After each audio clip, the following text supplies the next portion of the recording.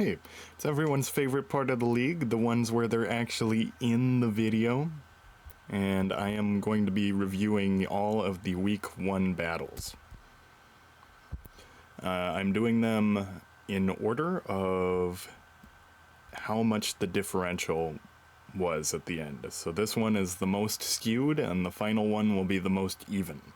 There are 5, and everybody gets to participate because we don't have a bye week. We have a good number that we can easily work with. Alex Rhonder got that all figured out. And this one is between Thick Taco and Thick Taco. They are friends in real life.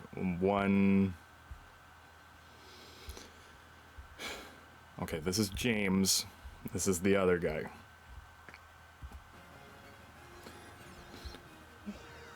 And there's a lot of interesting Pokemon. I think almost everybody is like UU. Rhonder says, James has the leg up here because his taco is slightly thicker. Additionally, these people did not know this before entering the LSBA. There is a guy whose nickname is Taco because someone in middle school who he doesn't actually hang out with that much called him Taco one day, even though that's not his name, and then he went with it for the rest of his life for like 20 years.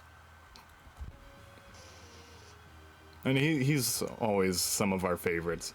This was cool. He did the took advantage of his Volt switch team and used it, even though it didn't do all that much damage, and he avoided getting hit by a Will-O-Wisp. Although, if Rotom had Volt switched also, that would have been funny. And there's the super effective head smash, because nothing on this team can really handle a head smash, which is possibly choice banded, because why not? But he had Rocky Helmet. He knew he was going to get hit by physicals. He was the dedicated physical defender on here, and he had the Will-O-Wisp. He thought he would reduce all the physical damage and do a ton of Rocky Helmet damage and win that way. And then he probably had Pain Split on there. And then he gets the Psychic Surge. Stop him from using Extreme Speed if he chooses to. But that won't be necessary because he has Head Smash. Indeedee is not at its full speed. We can tell that because it has potential to be 317, but his is 306. That may also be an indicator that it's choice scarfed. We'll see whether or not later on.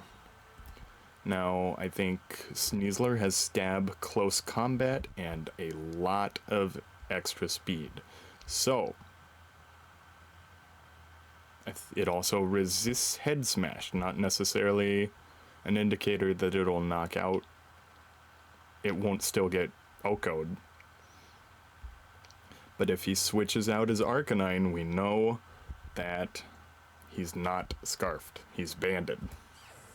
Yes, he's banded. And that was a good switch. Oh, Brick Break. Because everyone is expecting... for some reason, we use screens more often in draft leagues because we can't actually cover our weaknesses as well. So, because we have a limited pool to work with. And he resists almost his whole moveset on Sneasler. So Glysaur was the good switch. We don't have Terastallization, so there's no Terra Blast Ice. Goes for Protect to stall out the Psychic terrain and get the heal.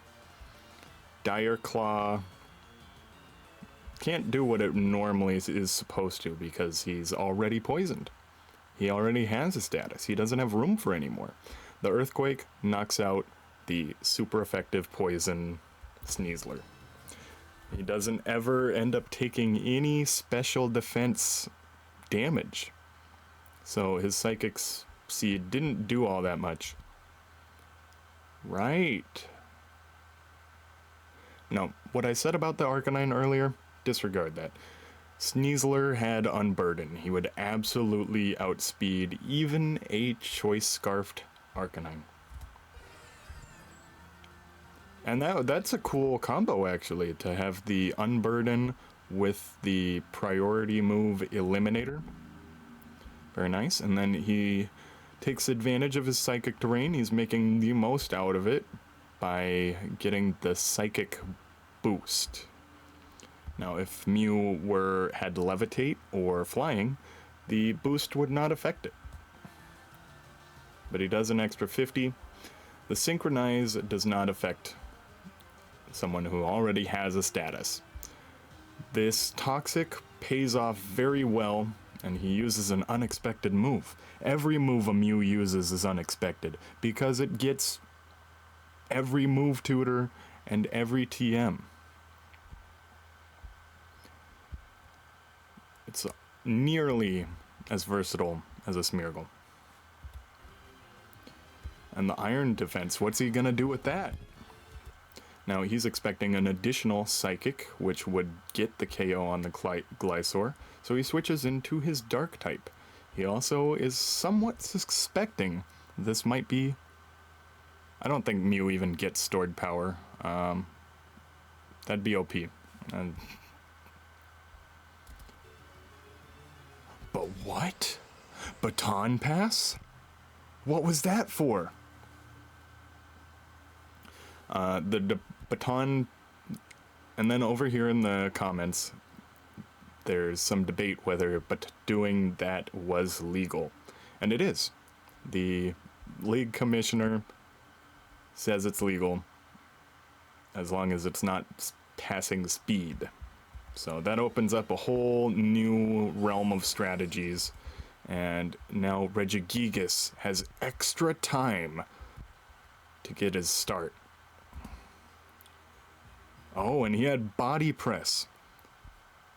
There's a comment, I don't remember by whom, that it was nice that he had the defense boosted Body Press, so it did double damage because of that pass. And he made a substitute, yet didn't let the substitute resolve, because the Body Press wasn't going to do enough damage to really make it worth it. He can just protect and heal it in one turn. He wanted to reset his toxic damage.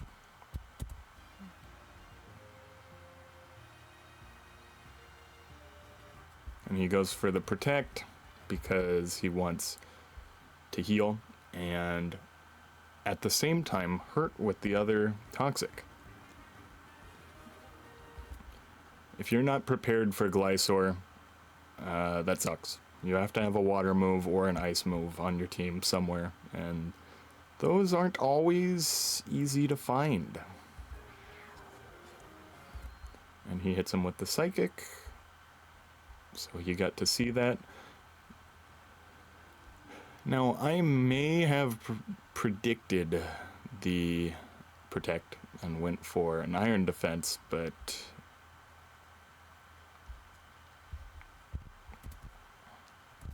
that's hard to accept because you're still losing a turn of toxic damage.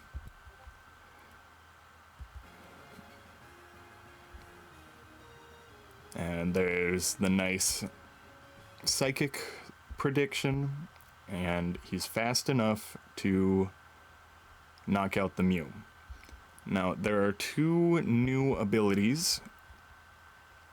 Xian Pao has Sword of Ruin, which lowers all opponents' defense by one stage, and Chi-Yu has Beads of Ruin, which lowers special defense, and they are both dark types, and they're supposedly in a trio called the Treasures of Ruin. And Tinglu, does he get a special ability also that we have to learn about? Vessel of Ruin. I don't know what... Oh! I didn't know that. So it lowers the special attack.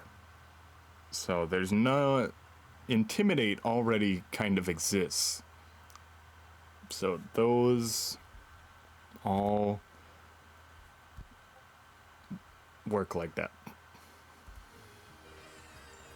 And I think Chen Pao is banned officially in NatDex OU, but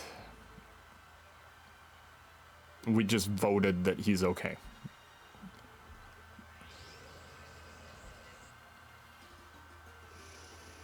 I don't necessarily disagree with it. I don't know why he would be bad.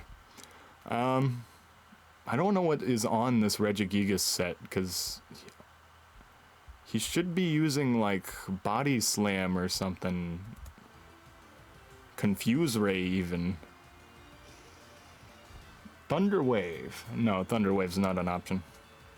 Okay, he's got Protect. Oh, because of the slow start, he wants to... So it was amusing that he traced the slow start. Now, I might have gone for Encore to force him to use Protect, because, you know, Focus Blast is so unreliable, but it doesn't ultimately make a difference. That's just... just hitting him with body presses. And now if he switches... No, all he needed to do was Psyshock, but if he had protected with his Regigigas, I think he might have gotten 5-0 instead of that. Yeah, there weren't too many misplays. Although they had Glimmera and Fortress, they didn't really care that much about hazards. Who did he lead with? Oh, he did the Volt Switch lead. I don't know who he would have expected. No, okay, so here's what happened. He was expecting the Fortress lead, and he was gonna overheat. But he went with the Volt Switch lead instead, because this guy can also set up screens, and which is why he was carrying Brick Break. Yes. Very nice. And that was a fun match. Thank you guys for participating in my favorite video game group. And on to the next one, we have Dylan versus Jack. Yes. Now, who's gonna lead here? Let's see. So there's Galvantula, who is often able to set up sticky webs. However, he has 2 potential rapid spinners and at least 1 defogger.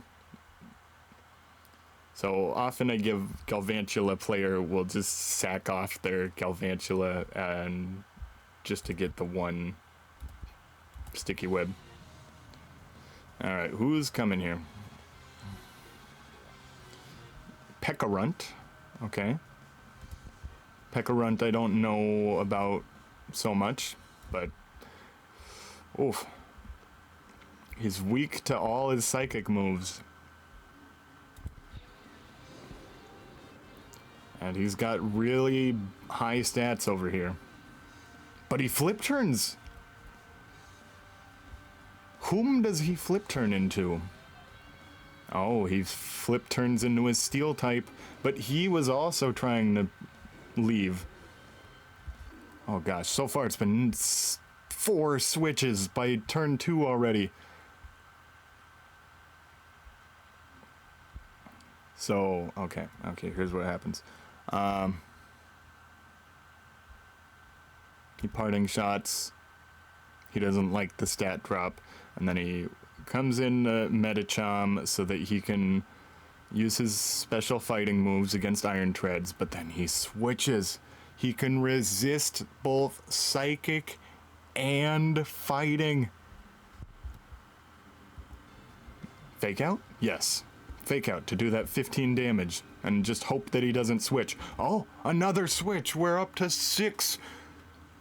5 switches already on turn 3. And that back to Bitter Malice. Oh, it wasn't an Iron Treads. Not that we ever got to find out, because he kept switching. What does Bitter Malice do? They keep making new moves I've never heard of. Okay, so originally it was like Hex. However, it's changed into a physical mystical fire that does ghost damage. So if they have a status condition, it'll lower their attack stat. But it's a... What, is it a special move? Yeah, of course it's a special move. But otherwise it's basically Shadow Ball. Yeah. Oh, yeah, it lowers it whether you have a status condition or not. And he's very fast, very speedy.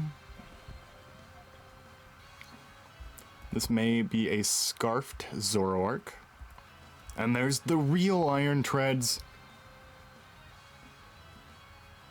Oh, they're practically even. But here, the speed is what matters. Oh, I should emphasize that Jack did not build his own team. Alex Rhonder did.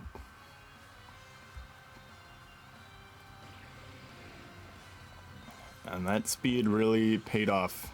And there he gets hit by the Dark Pulse. He doesn't have any great Dark switch-ins, so that was exactly what he needed to do. Is he Scarfed? Practically. No, he's practically Scarfed and Banded. Does he have loaded dice? Because that hit 5 times. So what does Malignant Chain do? Alright, and in the comments we have a YouTube video. Let's see what that was. This is from The World Ends With You.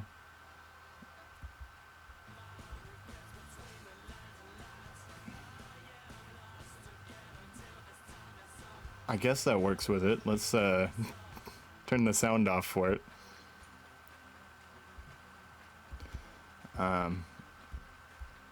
Oh yeah, that's totally loaded dice. And that is scary that he's set that up. He's just gonna have to fake him out 3 different times. He's gotta sacrifice his other 2 guys in order... Oh, that's not what he goes for.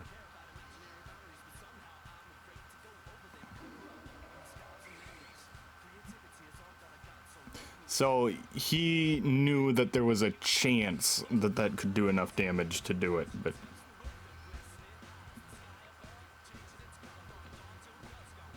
Yeah. Metacham. And Purdyboi says, Pekkarunt nearly walled me. But we saw what happened there. And on to battle number 3. We have... Oh gosh, who are these? So Taco makes a different username every single time. This is David. He hasn't been a part of the league in a couple years, but he is a very solid player and one I will always remember for at the Pokemon Club inviting me to eat with everybody. So that was nice. He changed the whole trajectory of my life. All right, let's see how Taco and David fare against each other. This looks very OU. And this is his favorites. So let's see how that works. the Latios lead, switch into Azumarill for... Why would he switch into Azumarill?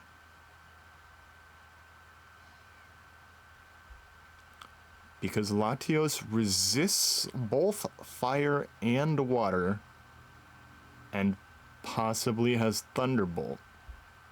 So why switch into the one who's going to get a burn? Was he predicting another switch into... Oh, he was expecting it to be Zoroark, and he was very worried that he was going to get a Dark Pulse that would knock out his Latios. So, to cover his bases, he switched into something that not only resisted water and fire, but also resisted dark. And now that he knows that it's not Zoroark, he can knock it off and mark that Volcanion as the real thing. He switches out into his Special Defender, and he goes for a Parting Shot rather than a Light Screen. And now that he's certain that it's not a Zoroark, he can let Latios reign freely. And there are few things that can really switch into it. Although he would have quadruple resisted the Mystical Fire, it was still helpful to have possibly reduced his special attack. There are a lot... Everything on this team is either weak to fire or a special attacker. So Mystical Fire is a good move for it. Now, Nidoking has a lot of coverage. He can Ice Beam the Latios, and he can potentially, although that doesn't happen, he can potentially have a Choice Scarf. Whether Latios is scarfed remains to be seen, but he's expecting an Ice Beam, so he switches into his Azumarill, who can handle it. Oh! Or Azumarill is doing the thing that it did earlier, and is scouting out the Zoroark. Now that he knows it's dark, he switches into his quadruple resist to dark, which allows him to do whatever he feels like. He gets both screens set up. Of course, he has Light Clay.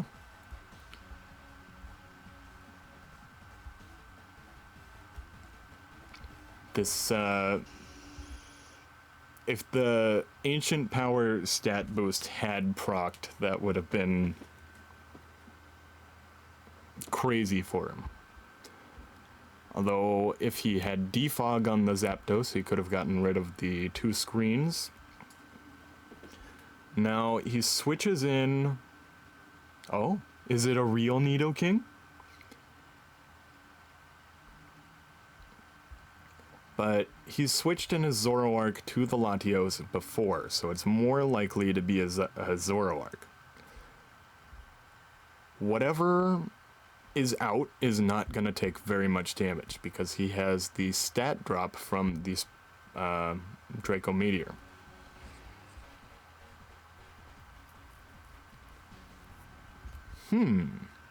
Why does he Sludge Wave? Sludge Wave is one of the moves that Zoroark and Nidoking have in common. But we don't get to find out whether that was Nidoking or Zoroark. It's a mystery. And right now, everything is able to get KO'd by Earthquake. But he does not like all this switching, so he sends out his Stealth Rocks. Oh, is a flame. Either one of these could be a flamethrower. But there's a greater indicator now, because Zoroark and Nidoking take different amounts of damage from the Stealth Rock. So we know that this is the real Nidoking because ground resists rock. And that will stop the Pinsir from being able to switch very often, because he'll take 25 to 50 each switch. Hits him with the Earth Power, which would have knocked out if he had not brought Grimmsnarl.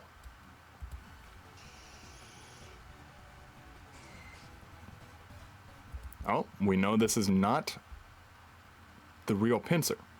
We know that this is a Zoroark because they both take different damage from the Stealth Rocks.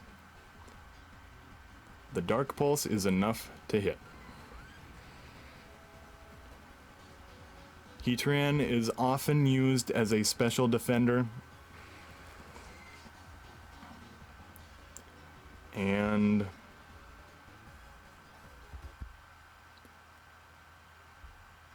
now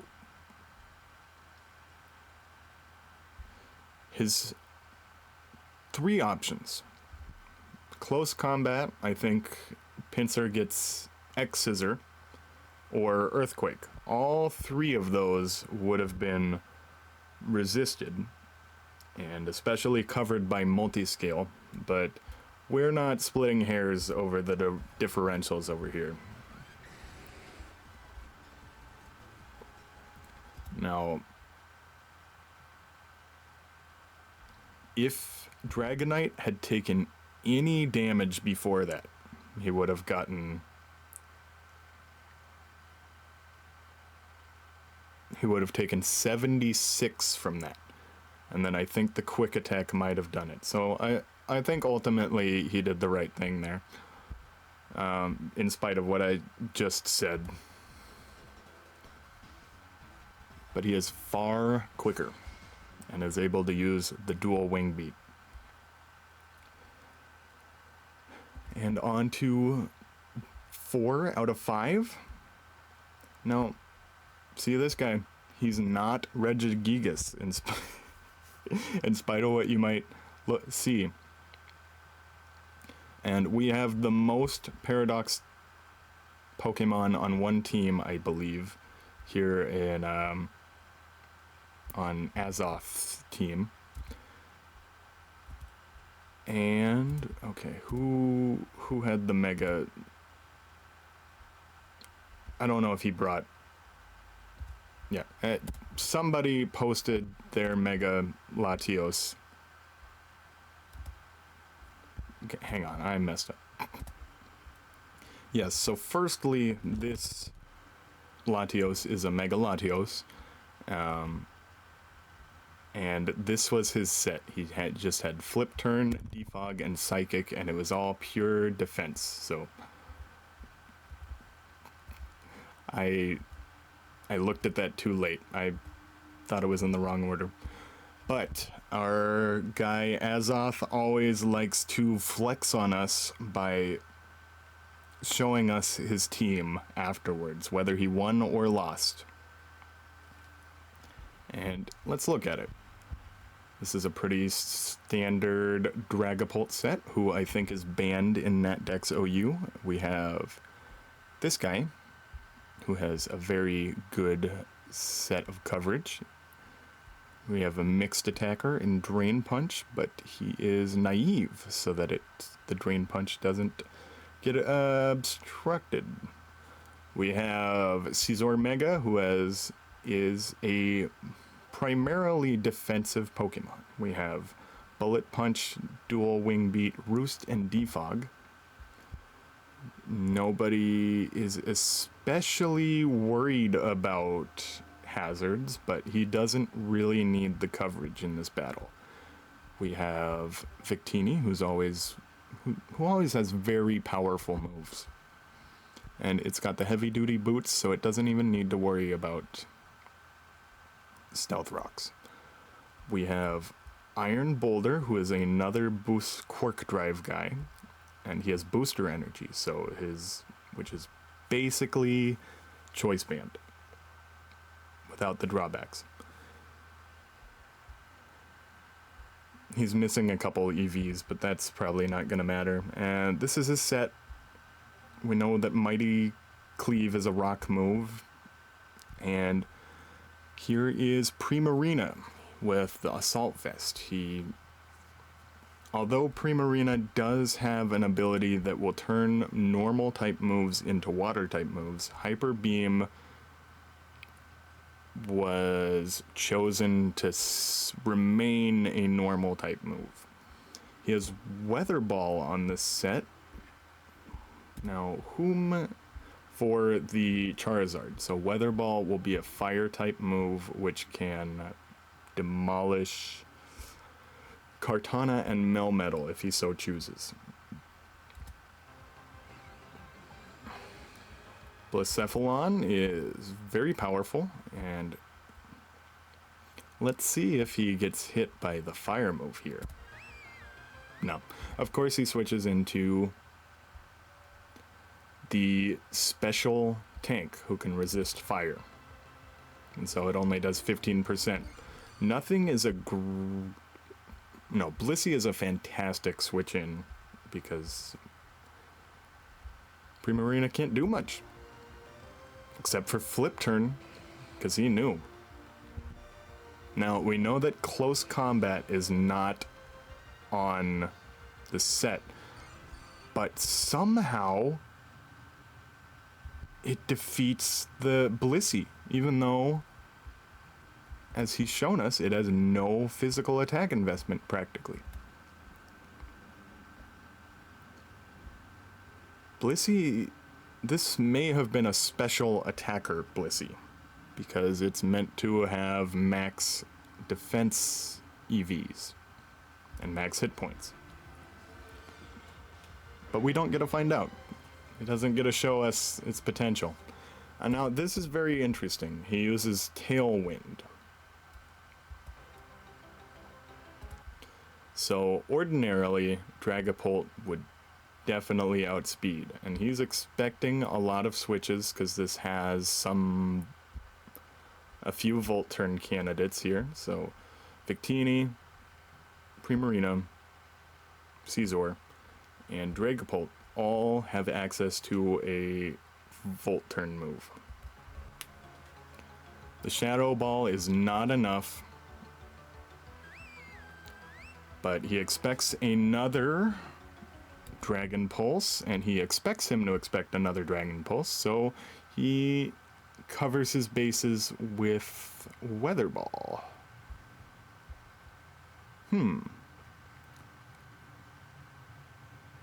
What is his fourth move? Because Solar Beam would have been pretty good.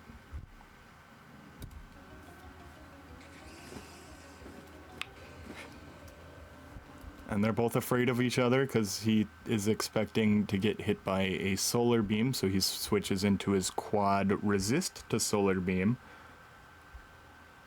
He is expecting a Water move because he's bluffing about having Solar Beam, and so he switches into his Water Resist. And now they're both in front of each other. No one has a special advantage. Why does he... Oh, he expects a close combat, so he switches into his Ghost type. But it's not enough.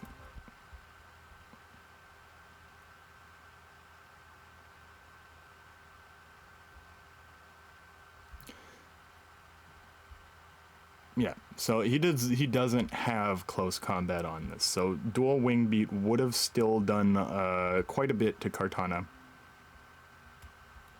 If he had known his set beforehand, Melmetal would have walled this particular Scizor.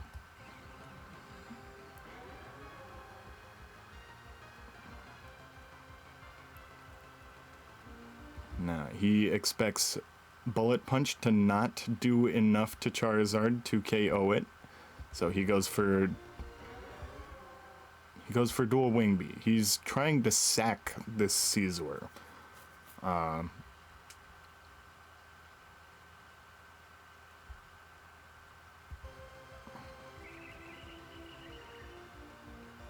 then the Bullet Punch is super effective against Neolego. I don't know what he was expecting to do something with Tailwind. He thought he would be faster, but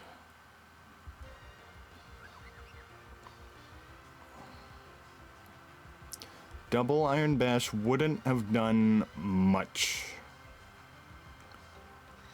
And his two remaining guys are weak to the sun-boosted fire move. However, no, he's just naturally faster. We don't know what item he has. And here we go, we're getting the boosts. Is this gonna be the comeback of the century? Oh, he switches in his Dragapult. Because this Kartana is scarfed, and he doesn't know that it's scarfed. So that's why he switches it in. He thinks he can just outspeed him and flamethrower. Although if he had... And now that he knows he's locked into the knockoff, he switches in his quadruple resist to knockoff, which still does a lot. 29% here. And gosh. Because he didn't know that he was locked into this move. He could have still had access to either Smart Strike or Leaf Blade. So that's why he didn't immediately send out Iron Valiant.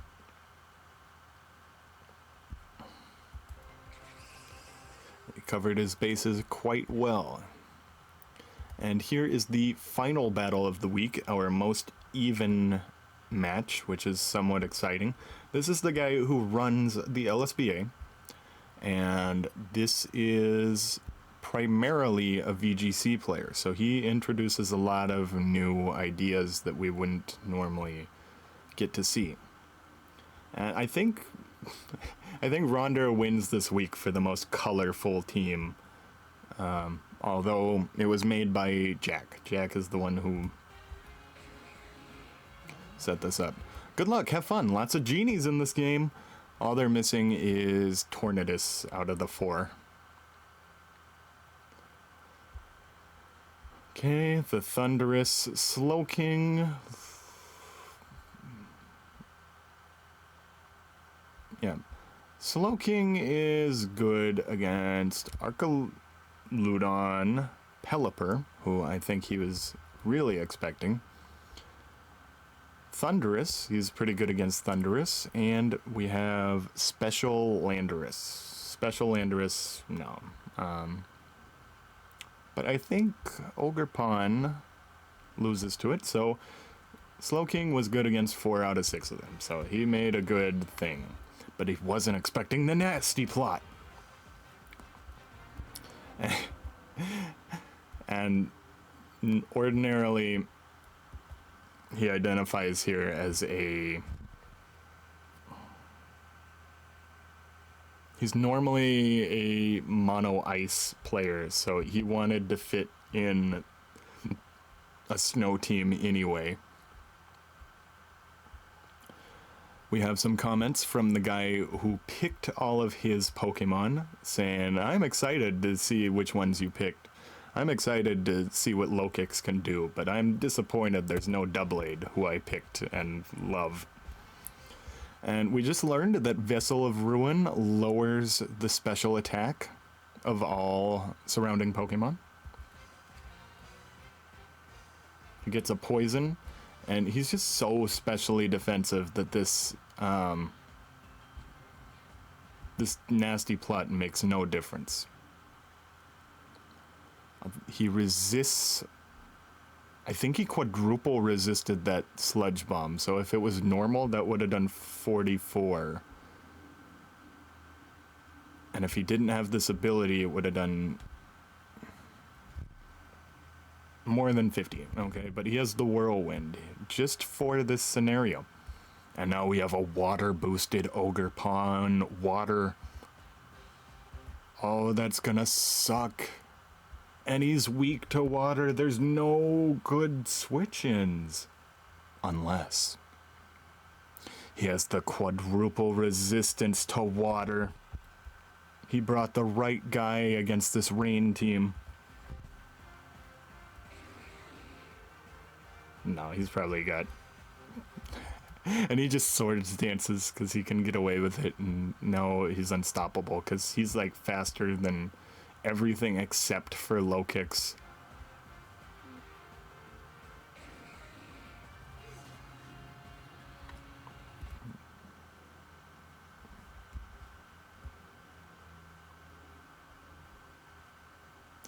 Okay, so the chilly reception wasn't to make any benefit to his team. It was simply to get rid of the rain. And so, oh gosh. Peter here is happy that chilly reception is no longer a thing that they have to worry about.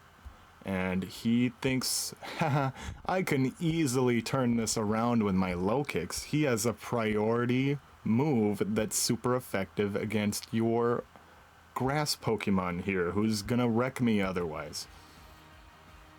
But he had Spiky Shield. He knew that first impression was something he had to worry about.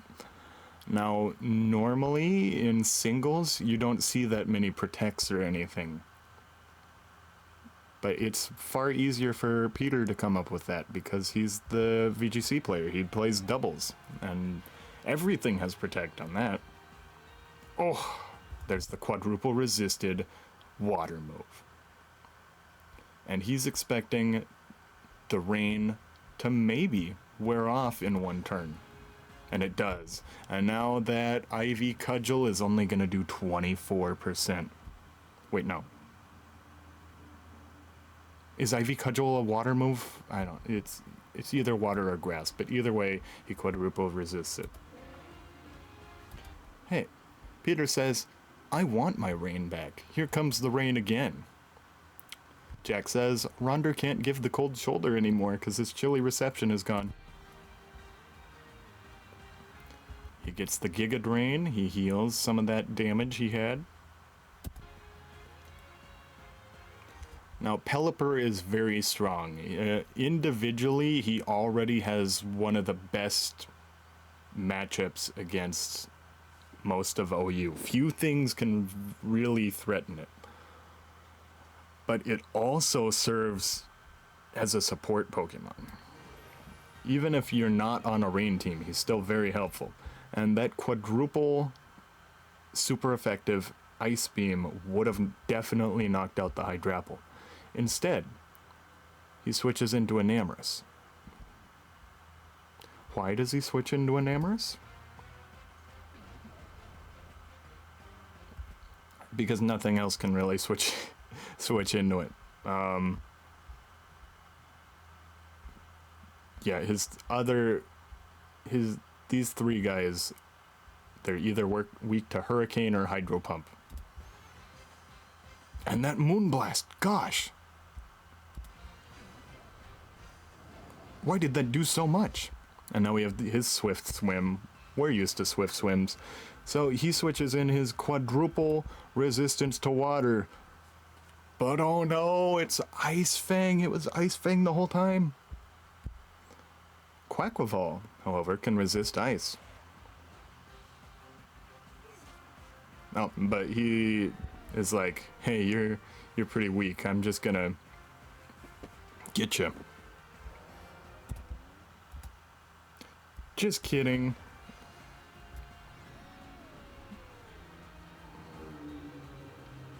I know you're gonna switch out, cause you can't handle a first impression. And this kind of sucks. Every time he gets hit, his defense goes up. Oh, Aura Sphere, super effective, but ultimately irrelevant. And that was a bad luck with the Whirlwind. He switched into exactly the one he didn't want him to switch into. No, that's not true. They all would have beat Tinglu.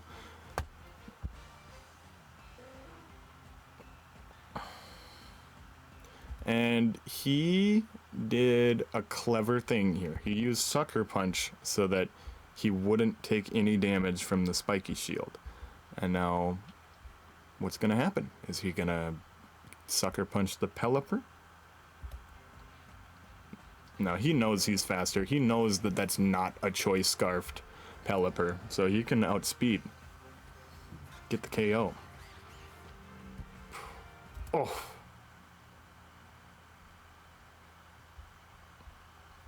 Now here, I think, was the biggest mistake of the game. So after he KOs this,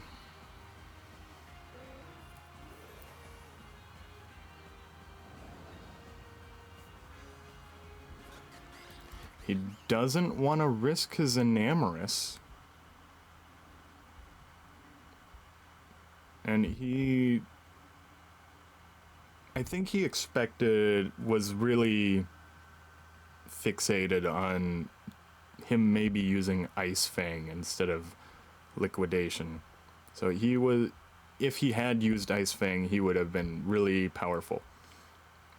But Quackleval has Moxie and he has Aqua Step, so he can get steamrolls pretty quick.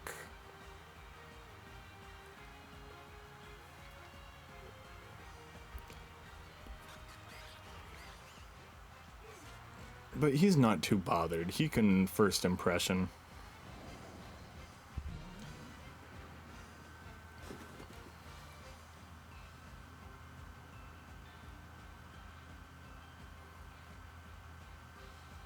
Oh, so close. Now this is a new move. This is a doubles move. Wild Bolt Storm. It has full accuracy when it's raining. And it hits 2 opponents. It has a high chance to paralyze. It's like Discharge. It's just a little better than Discharge.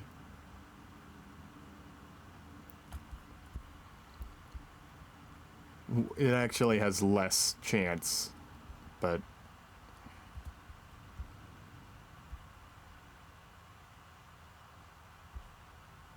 it's a little more powerful.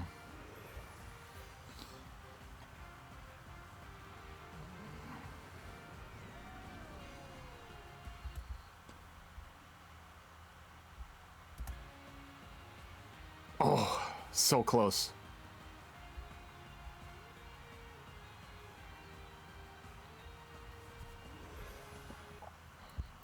And that was our week 1. Thanks for joining us in the LSBA, and thanks for everyone who participated. I hope you enjoyed your commentary on your matches.